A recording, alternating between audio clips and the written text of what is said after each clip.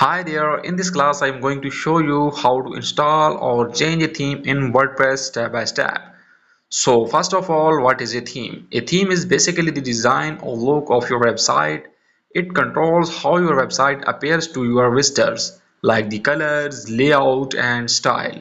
The good news is WordPress has thousands of free themes you can choose from. Before we starting the theme installation, let me first show you how the website looks right now. As you can see, this is the default look of the website using the basic WordPress theme. It looks very simple and plain. Now let's see how to install or change a theme. It's super simple.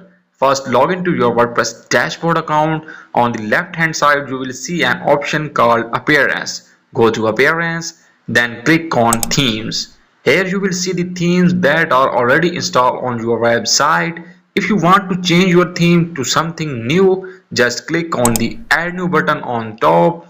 Once you click on Add New, you will enter the WordPress theme library. Here you can search for any theme by name or explore categories like popular, latest or featured themes. When you find a theme, just click on Install. After installing, click Activate and that's it.